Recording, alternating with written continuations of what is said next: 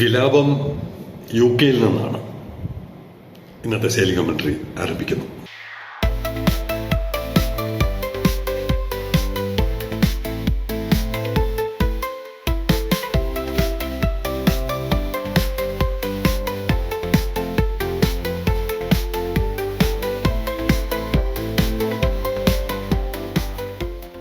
തെരഞ്ഞെടുപ്പ് പരാജയ കാരണങ്ങൾ പഠിക്കാൻ ശ്രമിക്കുകയാണല്ലോ. ജനങ്ങളുടെ പ്രതീക്ഷകൾ എന്താണെന്ന് ആദ്യം മനസ്സിലാക്കണം. പണ്ടത്തെ പോലെ ജനങ്ങൾ അറിവില്ലാത്തവരല്ല. കാര്യങ്ങളൊക്കെ വിരൽത്തുമ്പിലുണ്ട്, അവരുടെ മുമ്പിലുണ്ട്. ലോകം എങ്ങനെ പോകുന്നു, മറ്റ് സംസ്ഥാനങ്ങൾ എങ്ങനെ പോകുന്നു, മറ്റ് ജനവിഭാഗങ്ങൾ എങ്ങനെ ജീവിക്കുന്നു എന്നുള്ള വിവരം സാധാരണ മനുഷ്യർക്ക്, വളരെ സാധാരണ മനുഷ്യർക്ക് പോലും ഇന്ന് പ്രാപ്യമാണ്. ആ സമയത്ത് സർക്കാരുകൾ കാണിക്കുന്ന അലംഭാവം അതൊരു തരം അഴിമതിയാണ്. തങ്ങൾ ചെയ്യേണ്ട കാര്യങ്ങൾ ചെയ്യാതെ നീട്ടി ബോൾ മറ്റേ കോർട്ടിലോട്ട് അടിച്ചിട്ട് കൊടുക്കുന്ന ശൈലി, അത് സർക്കാരായാലും നമ്മുടെ നിയമ സംവിധാനങ്ങളായാലും എത്രത്തോളം ജനങ്ങൾക്ക് വിരുദ്ധമാണ്, ജന താല്പര്യങ്ങൾക്ക് എതിരായിട്ടാണ് ഗവൺമെന്റുകൾ അല്ലെങ്കിൽ ബന്ധപ്പെട്ടവർ പ്രവർത്തിക്കുന്നത് എന്നുള്ളതിന്റെ ഉദാഹരണമാണ് ഈ UK-യിൽ നിന്നുള്ള വിലാപം. അദ്ദേഹം ചോദിച്ചെന്താണ്, ഇങ്ങനെ ലോകത്ത് എവിടെയെങ്കിലും ഉണ്ടോ ഒരു കപ്പലിനെ പോർട്ടിൽ അറസ്റ്റ് ചെയ്തിട്ടിരിക്കാൻ? സാർ, ആ തടഞ്ഞു വെച്ചേക്കുന്ന അക്കിറ്ററ്റ എന്താണ് അതിന്റെ അവസ്ഥ? ഇത്രയും നാളൊക്കെ ഒരു ഷിപ്പ് ഇങ്ങനെ പോർട്ടിൽ കിടക്കാൻ പറ്റുമോ? ഒരു ഉദാഹരണം തരാം, ലോകം എങ്ങനെയാണ് മുന്നോട്ട് പോകുന്നതെന്ന്. ഇതൊക്കെയാണ് സാധാരണക്കാർ മനസ്സിലാക്കി വെച്ചിരിക്കുന്നത്.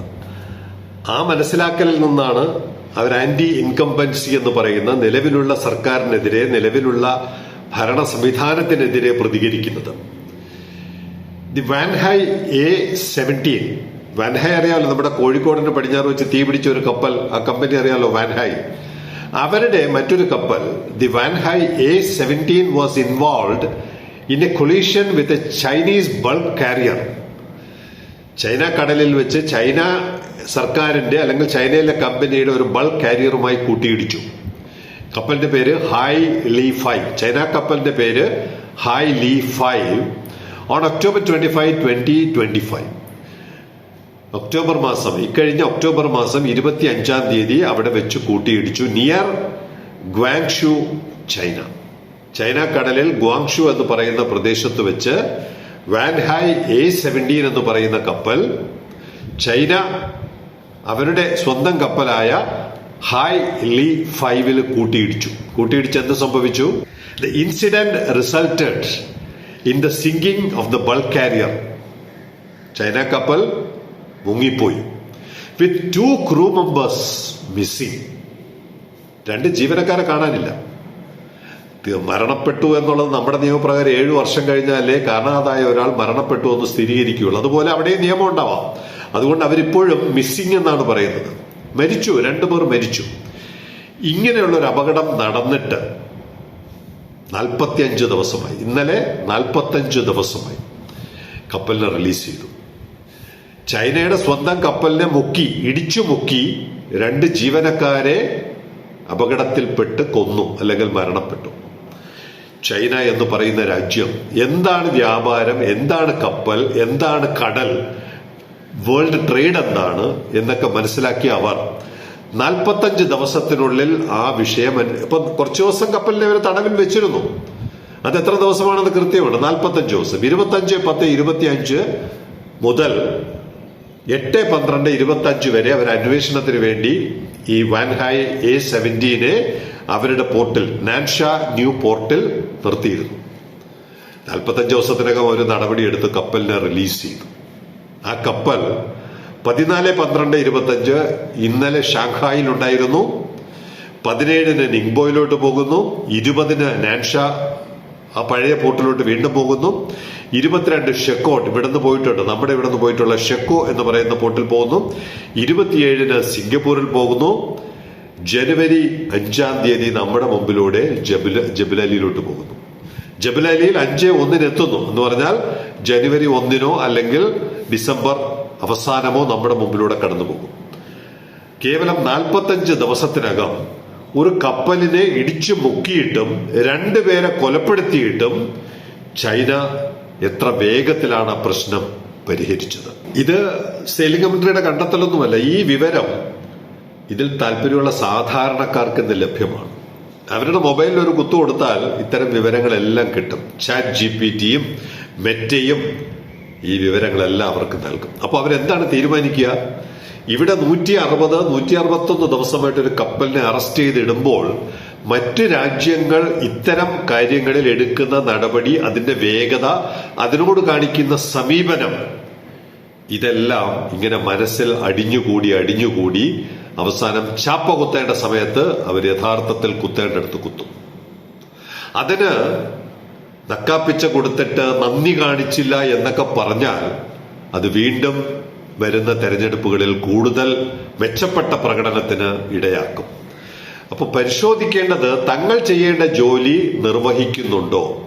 അധികാരത്തിൽ കയറ്റുമ്പോൾ എപ്പോഴും സെയിലിംഗ് കമ്മിറ്റി പറയുന്ന ഒരു കണക്കുണ്ട്. കേരളം ഒരു ദിവസം പിന്നിടുന്നതിന് 100 കോടി രൂപയാണ് ചെലവാക്കേണ്ടി വരുന്നത്. ഈ 100 കോടി രൂപ എന്ന് പറഞ്ഞാൽ എവിടെ നിന്ന് വരികയാണ്? പെട്രോൾ പമ്പുകളിൽ പിടിച്ചു പറിക്കുകയാണ്.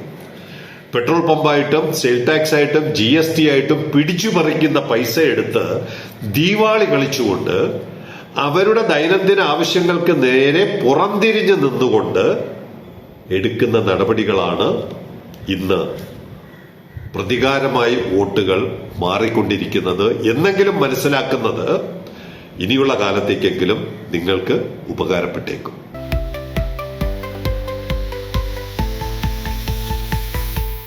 ഇതോടനുബന്ധിച്ച് കൊടുക്കാവുന്ന ഒരു കത്ത് സുഗുണകുമാർ എഴുതിയിട്ടുണ്ട്. 8 വോട്ടില്ല എന്ന രീതിയിലുള്ള പ്രചരണം തലസ്ഥാനത്തെ വോട്ടർമാരെ ശരിക്കും സ്വാധീനിച്ചിട്ടുണ്ട്.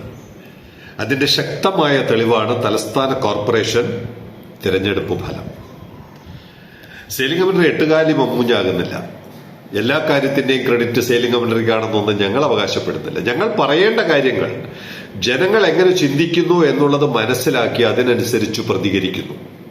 അങ്ങനെ പ്രതികരിക്കുന്ന കൂട്ടത്തിലാണ് 8 കാര്യങ്ങൾ, തലസ്ഥാനത്തെ 8 കാര്യങ്ങൾ, മിനിമം 8 കാര്യങ്ങൾ നടപ്പാക്കാത്തവർക്ക് വോട്ട് കൊടുക്കരുത് എന്നുള്ളൊരു അഭ്യർത്ഥന നടത്തിയത്.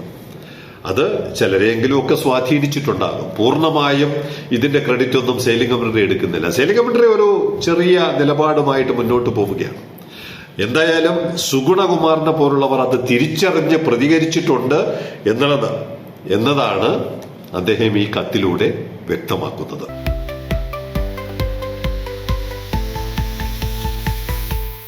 കുറച്ച് ദിവസമായിട്ട് നമ്മൾ ട്രാവൻഡ്രം ട്രക്കത്തോൺ ഗൗരവമായി മുന്നോട്ട് കൊണ്ടുപോകാൻ കഴിയുന്നില്ല. നവംബർ മാസത്തെ, കഴിഞ്ഞ മാസത്തെ സമ്മാനം പോലും പ്രഖ്യാപിക്കാൻ കഴിഞ്ഞിട്ടില്ല.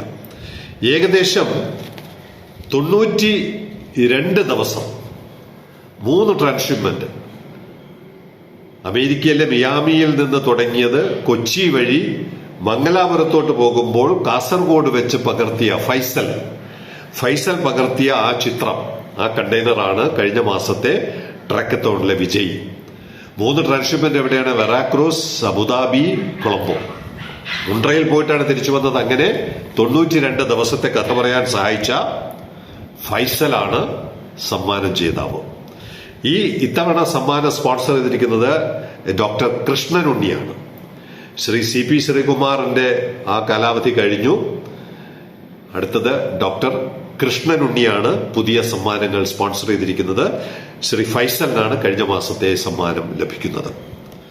അതോടൊപ്പം പുതിയ ന്യൂസ് ലെറ്റർ, വിഴിഞ്ഞത്തെ നമ്മുടെ തുറമുഖത്തെ ആദ്യത്തെ ട്രേഡ് ഫെസിലിറ്റേഷൻ മീറ്റിംഗ് നടന്നു. അത് സംബന്ധിച്ചിട്ടുള്ള വിവരങ്ങൾ, അതിന്റെ മിനിറ്റ്സ് തുടങ്ങിയ കാര്യങ്ങൾ അടങ്ങുന്ന ന്യൂസ് ലെറ്ററിന്റെ 48ാമത്തെ ഇഷ്യൂ പുറത്തിറങ്ങിയിട്ടുണ്ട്. താല്പര്യമുള്ളവർ സബ്സ്ക്രൈബ് ചെയ്യുക.